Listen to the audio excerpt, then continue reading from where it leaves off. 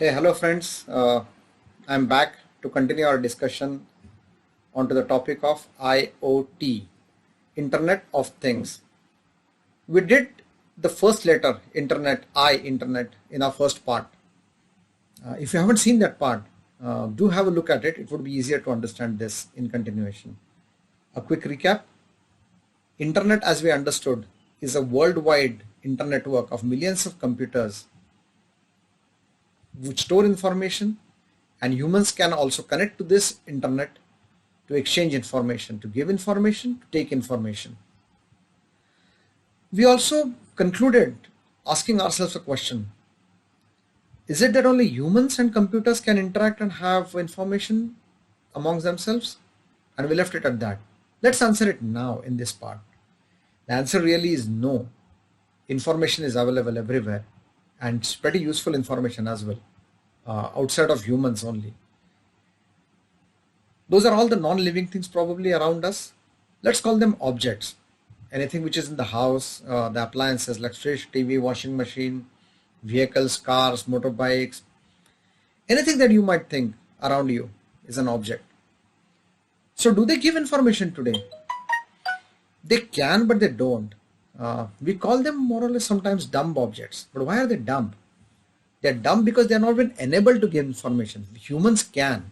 We know we are intelligent beings. Objects don't. So how do we get information from them if we feel it's important? We have to make them intelligent. Let's do that. And to do that, let's quickly understand why humans are intelligent and how do we get our data and information. How do you do that? We have been taught something in the schools. Humans have senses, right? And what are those? 5 of them. We can see, we can smell, we can taste, we can touch, and we can hear.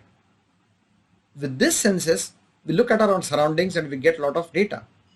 Now, as it is, do this nose, ear, do they understand as it is? No, there's something important. The important is our brain. So what happens is we get all of these senses, the data, it goes to our brain. And the brain then looks at it all together and converts it into some information which we understand. And not only do we understand, we can then decide, or the brain decides, to take an action, right? One of the actions obviously is give that information to internet by connecting to internet.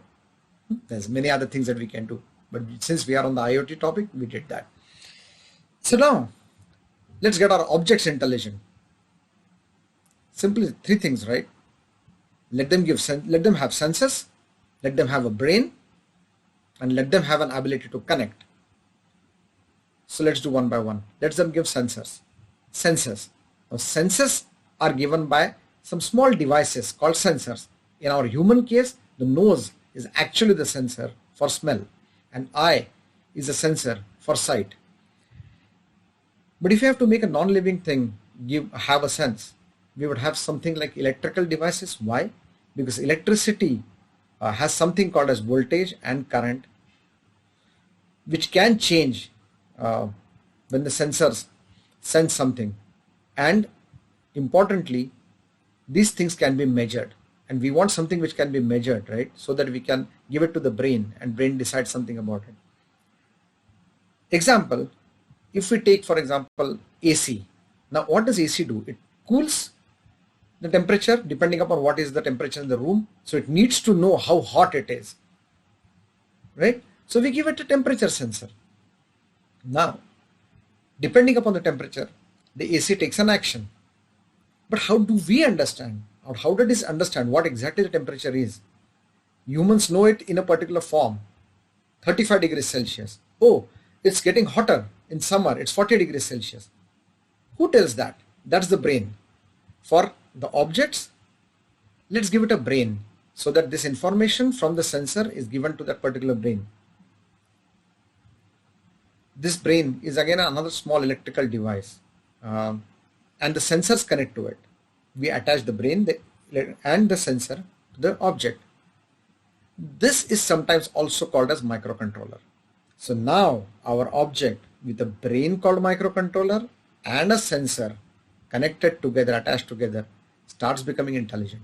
It is. It is intelligent, not as intelligent as human, but intelligent enough to give the information that it can give. Right? Now, the last thing, that if at all they have an information, the objects have to give the information to internet. How do you do that? That's similar to how humans will do it. Connect themselves to the internet. Here again, we give it a small device similar to what is in the mobile. And we discussed that at length in the first part, which is how we connect Wi-Fi, 3G, 4G, like the mobile connects. So an object now has three devices: the sensor, the brain microcontroller, and another device which connects it to the internet. When it does all of it, it can give internet information to the internet, to the computer sitting on the internet. And now the internet expands.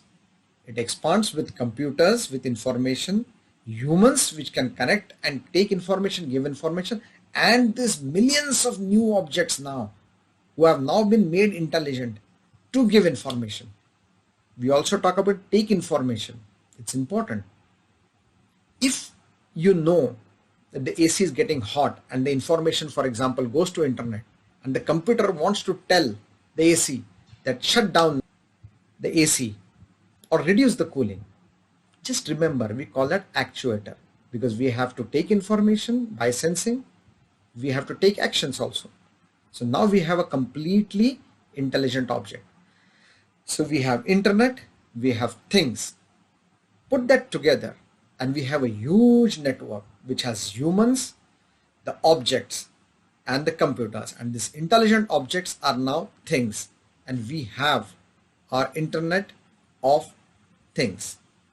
I'm going to pause here a bit and get something to you to show how this brain and a sensor looks like. Give me a sec. I'm back. So I wanted to show you a temperature sensor and a humidity sensor. This is so tiny. It can actually be much more smaller than this, but I just wanted to show you I have this. There would be many other sensors, motion sensors, light sensors, but this will be smaller than this. And the brain looks something like that. And again, this is big, but we can have much smaller, like this small brain. Attach this, and attach a connectivity device, and you have an intelligent device, the thing. I just thought maybe I give you an example of Internet of Things, a quick one. Let's start imagining now, because now we have things and they talk to each other, they are intelligent. Your dad is in the office, a long day, and he's coming back home. He comes out of the office and gets to the car, opens the door and tells the car, let's go home. The car is intelligent now. It quickly opens up maps and driving directions. How does it get the driving direction? From the internet. It asks Google, and the satellite gives it to Google, and dad has the driving directions. The car now also knows that dad is going home. She quickly talks to her friends at home. And who are the friends? 2, 3 friends. One, the AC in dad's room. And she quickly tells, dad's coming home in 15 minutes. Can you just start yourselves and cool down? Dad likes 25 degrees Celsius cooling. So why don't you do that? And the AC says, righto, I'm doing it. And it starts cooling. The second, the car tells the garage door, I'll be reaching in 15 minutes. Can you be ready? I'll tell you one more time when I'm near. And you open up when dad comes in, when I drive in. And the garage door says, yes, I'll do that. Now, the car comes near the corner. And again, as promised, it tells the garage door, I'm here. The garage door senses that the car has come in and quickly opens up. The car's in. The garage door closes. Right? And the garage door does something else also.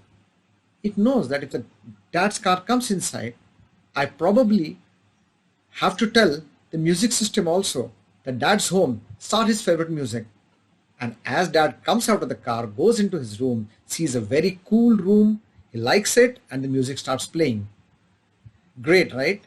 So all of our intelligent things spoke to each other, gave information, took actions, and dad's happy.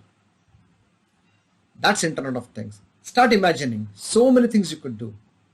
Okay, we'll come up with something new next time. Stay tuned. Bye bye.